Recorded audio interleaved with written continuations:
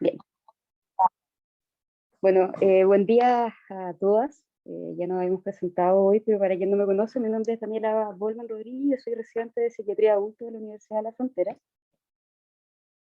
Y bueno, el tema a tratar hoy es el fenotipo femenino del espectro autista.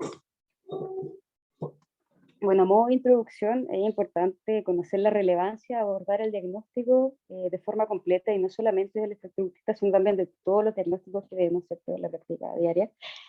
Y específicamente en el espectro autista, conocer las diferencias de la forma de presentación, que no solo involucra conceptos biológicos, sino también constructos sociales y estereotipos que son dados por nuestra cultura y nuestro contexto histórico. Bueno, a modo de objetivo, en esta presentación vamos a ver algunas generalidades que en verdad son bien generales, porque profundizamos más sobre este diagnóstico en una presentación anterior. Ver las diferencias de la presentación de los géneros femenino y masculino, el impacto que hay en el desarrollo de estas personas, las implicancias clínicas que tenemos, y algunas conclusiones, y en la última diapositiva van a estar toda la bibliografía ocupada para esta presentación. A modo de generalidades, bueno, este es un trastorno, ¿cierto?, que se conoce como trastorno del neurodesarrollo, altamente heterogéneo y heredable, que presenta manifestaciones cognitivas y conductuales y comúnmente con una alta frecuencia de comorbilidades. Según la literatura de estudios recientes, por ejemplo este realizado en el año 2020, hay una diferencia significativa de la prevalencia entre hombres y mujeres que puede ser incluso llegar hasta 5:1, 5 para hombres, ¿cierto?, y 1 en mujeres. Pero también tenemos estadísticas de modelos predictivos con datos poblacionales que nos enseñan que hay un 39% de mujeres que no reciben el diagnóstico como corresponde de forma oportuna. Entonces, eso es bastante importante, casi la mitad de las mujeres, ¿cierto?, están sin diagnóstico dentro del espectro autista. Entonces, ¿cuáles son estas implicancias de este subdiagnóstico? Lo primero, ¿cierto?, es que vamos a realizar un diagnóstico tardío, ya sea en la adolescencia o incluso en la adultez. Es importante tener en cuenta que las mujeres con los mismos rasgos de los hombres tienen menos probabilidad de diagnóstico, e incluso con la misma sintomatología. Tener en cuenta que en general las mujeres requieren más dificultades conductuales, emocionales y cognitivas, es decir, rasgos mucho más intensos que los hombres, como para movilizar tanto el sistema educacional, movilizar a la familia para consultar. Y por supuesto que también en mujeres el diagnóstico se ve invisibilizado por otros diagnósticos previos, ¿cierto?, no profundizando en estos síntomas, eso lo vamos a ir viendo todo más adelante.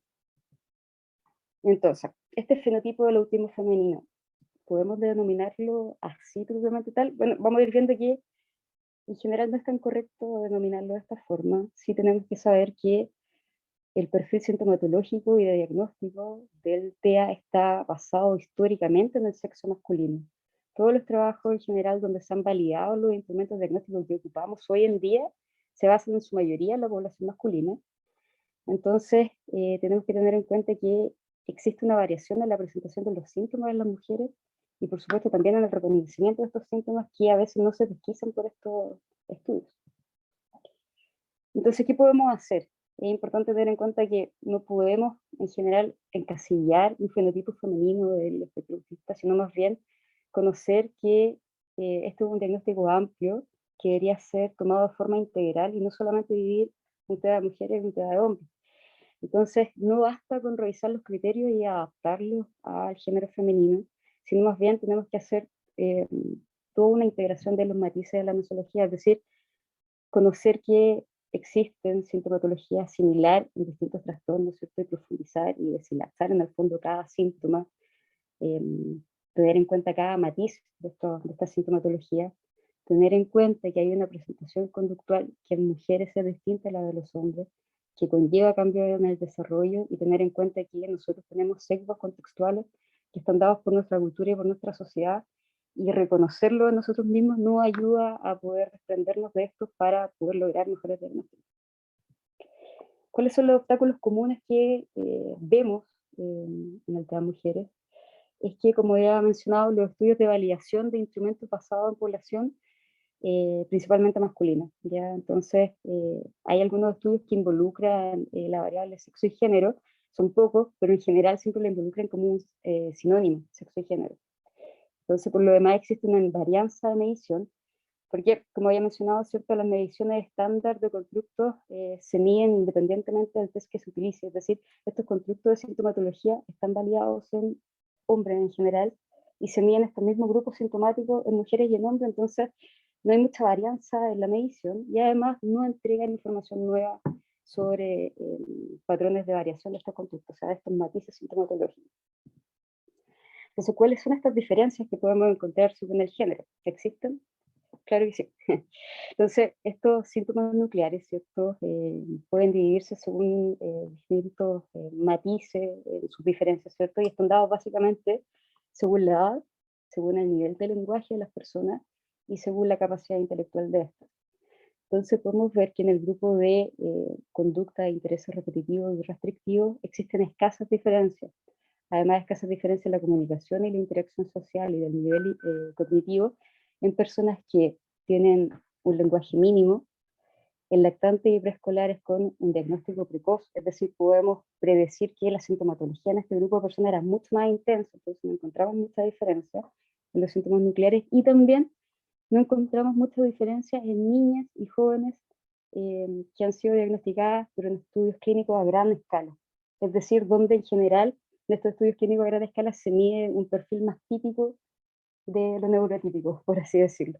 Y entonces ahí no se encuentran mayores diferencias, pero donde sí es bastante consistente esta diferencia es en los detalles, ¿cierto?, de este grupo de conducta de intereses repetitivos y restrictivos. Y estos detalles se ven en general en niñas pequeñas que no tienen discapacidad intelectual y en mujeres adultas que han recibido un diagnóstico tardío. Es decir, la gran cantidad de matiz sintomatológico lo vemos en mujeres que se han adaptado bien durante la infancia y la adolescencia y que han tenido un diagnóstico tardío, y en niñas que no tienen un déficit intelectual.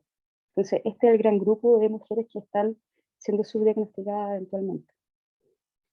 ¿Y qué es lo que vemos, cierto, en este grupo de conducta de intereses repetitivos y restrictivos?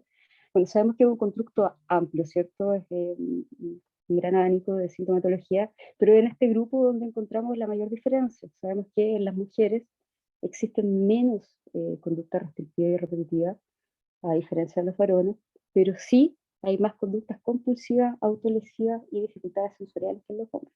Esto lo vamos a ir desglosando uno a uno. Pero es importante saber que en mujeres el TEA se ve con una mayor participación en conversaciones recíprocas. Las mujeres están más interesadas en adaptarse al medio, en compartir con sus pares.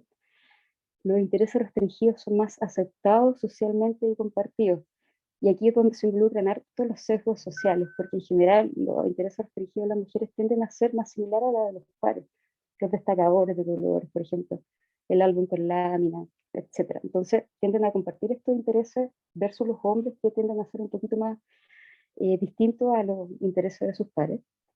Las mujeres tienen un mejor desarrollo de la expresión verbal, mayor capacidad de imaginación y mejor capacidad para iniciar amistades.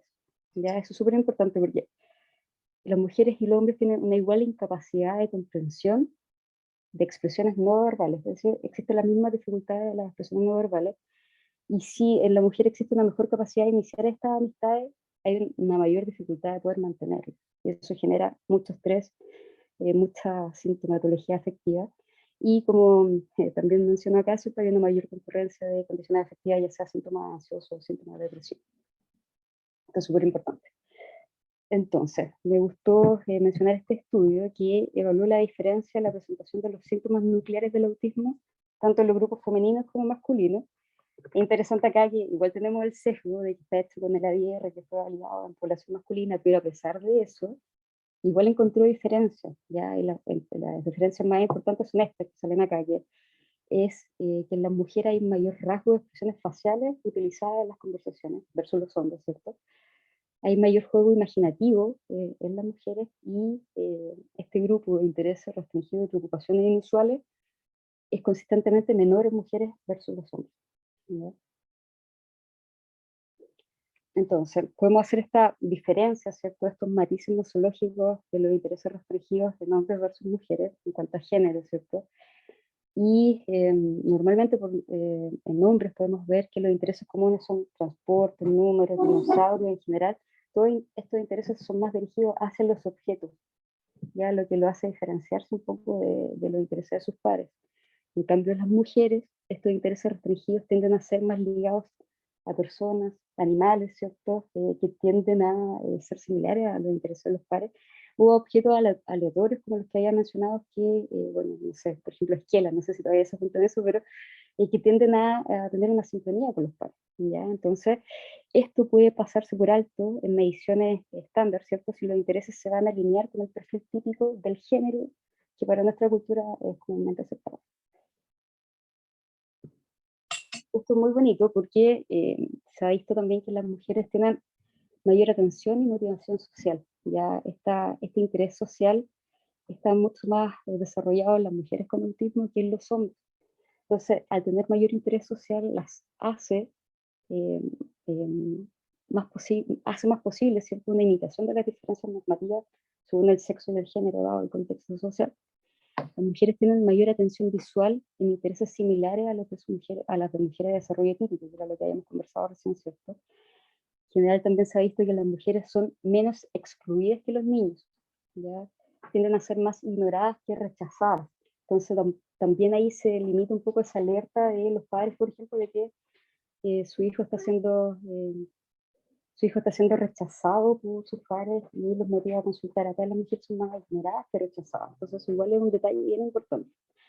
Y las mujeres tienden a tener una mejor calidad de amistades porque es gratificante para ellas, ¿ya? Es una amistad deseada, recompensante, pero, como había mencionado, es difícil mantener y por ende viene consigo con síntomas afectivos asociados eventualmente.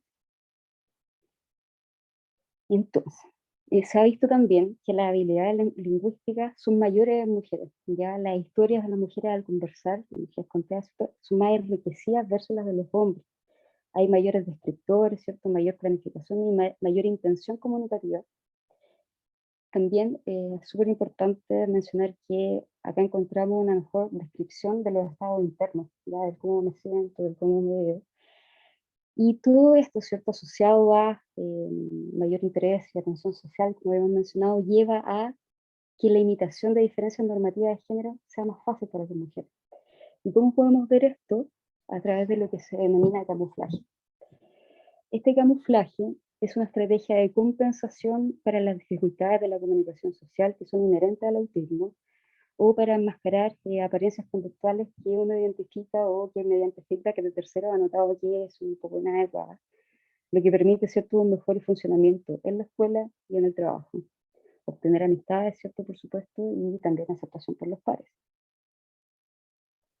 ¿Cuáles son algunas de las estrategias que se conocen y son utilizadas por este camuflaje? Hacer contacto ocular durante las conversaciones, ¿cierto? Es algo aprendido.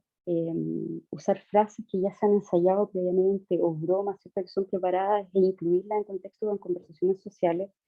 Imitar el comportamiento social, ocupar inflexiones de la voz, bajar el tono de voz, ¿cierto?, aumentarlo según lo que se lea del contexto, adecuarse a los espacios personales y también, por supuesto, no hacer comentarios personales sobre los otros, sobre sus pares. Se ha visto que las estrategias de camuflaje han sido estudiadas tanto en hombres como en hombres adultos, ¿cierto?, y en mujeres adultas, que han sido diagnosticados tardíamente, y se ha visto que en los hombres estas estrategias de camuflaje se basan más en las habilidades verbales, en cambio en las mujeres se basa más en la posibilidad que tienen de una mejor velocidad de procesamiento y de función cognitiva, perdón, ejecutiva. Entonces, ¿qué dice esto? En el fondo el camuflaje, ¿cierto?, requiere una monitorización en tiempo real de dónde estoy, del aquí y el ahora, ¿cierto?, para tomar decisiones en cuanto a mi comportamiento, en cuanto a cómo yo actúo frente a los demás. Entonces las mujeres, al tener esta mayor velocidad de procesamiento, pueden leer su entorno de forma más fácil que los hombres, por ende tener mayores estrategias de camuflaje. Es por eso que presentan menor sintomatología en la primera infancia. Bueno, y después va aumentando la adolescencia, lo vamos a ver más adelante, pero es por eso que tenemos esta mejor capacidad de adaptación. Por supuesto, el camuflaje es una estrategia de adaptación, ¿cierto? Pero a largo plazo conlleva a implicancias negativas. Esto es súper importante conocerlo porque en el fondo requiere un esfuerzo cognitivo que es intenso para esta persona, es agotador estar camuflando en el fondo constantemente las conductas. se presentan más respuestas de estrés, existe una sobrecarga social asociada, como habíamos visto, mayor sintomatología ansiosa o depresiva, y un desarrollo normal de la identidad personal. Esto es súper importante porque en el fondo hay que considerar que constantemente estoy considerando que mis habilidades sociales no son las necesarias para vivir con mis pares. Estoy adaptándome y camuflando, ¿cierto? Imitando conductas de los demás y voy perdiendo mi yo, voy perdiendo mi identidad, entonces eso lleva a este desarrollo anormal de la identidad. Súper importante eso tenerlo en cuenta.